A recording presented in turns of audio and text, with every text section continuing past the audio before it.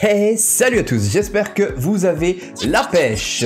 Ça y est, le mois de janvier est terminé et avec lui, le Dry January s'achève. Enfin, pour ceux qui l'ont fait, hein. En tout cas, pour ceux qui terminent ce Dry January, eh bien, pour le fêter, je vous propose une vidéo, les statistiques de la boisson alcoolisée en moins de 180 secondes. C'est parti!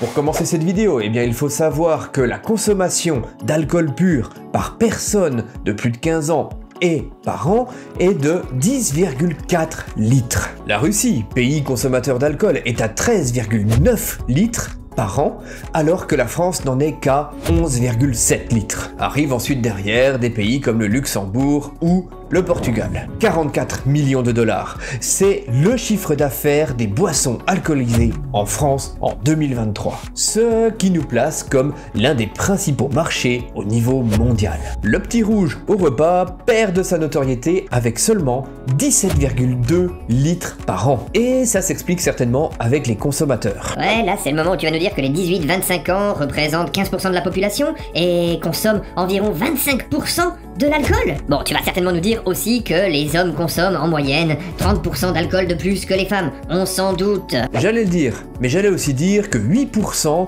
consomment aussi régulièrement de l'alcool. Plus de la moitié des jeunes entre 18 et 24 ans déclarent avoir été ivres au moins une fois dans l'année. Ce qui nous fait poser une question, à quel âge, eh bien, les jeunes ont leur première cuite? La réponse est à la fin de la vidéo. Le watch time, tu connais, hein. On estime aussi que 10% des personnes de 18 à 75 ans consomment à elles seules plus de la moitié de la consommation française. Pour le premier top 3 des régions en France, on félicitera l'Occitanie, les Pays de la Loire et la Nouvelle-Aquitaine pour avoir rehaussé leur nombre de consommateurs. La Bretagne, quant à elle, n'est qu'à 7,6% et les Hauts-de-France qu'à 6,8%, en dessous de la moyenne nationale qui est de 8%. Ponctuellement, on estime qu'un Français consomme environ 8 verres lors d'une occasion. Le Dry January rassemble de plus en plus de Français, on estime qu'environ 60% des consommateurs le font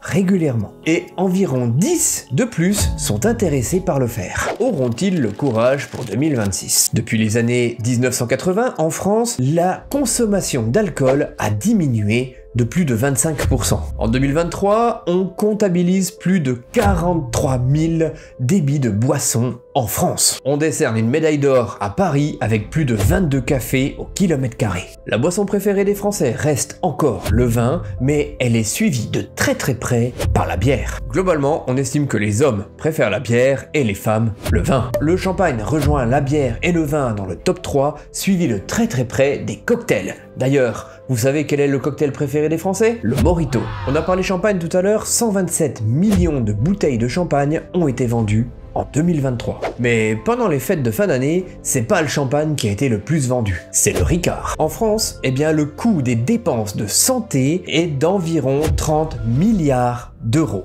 Et l'alcool est toujours la troisième cause de mortalité en France. Et si on parlait des conséquences sur la santé? La mortalité par exemple, l'alcool est la troisième cause de décès évitable dans le monde, avec 3 millions de décès par an. Alors, avec tout ça, encore envie de boire? Et au fait, l'âge de la première cuite pour les jeunes en France, c'est quand même 15 ans. Bon, pour ma part, le Dry January ne s'achève pas. Chaque année, je fais 2-3 mois, ça dépend des années. En tout cas, ne buvez pas trop, prenez soin de votre santé, mais faites-vous plaisir quand même avec une bonne bière. Et d'ailleurs, buvez-en une en pensant à moi. Je vous retrouve très vite pour une nouvelle vidéo. J'espère que celle-ci vous a plu. C'était le Chat Perché. Allez, ciao!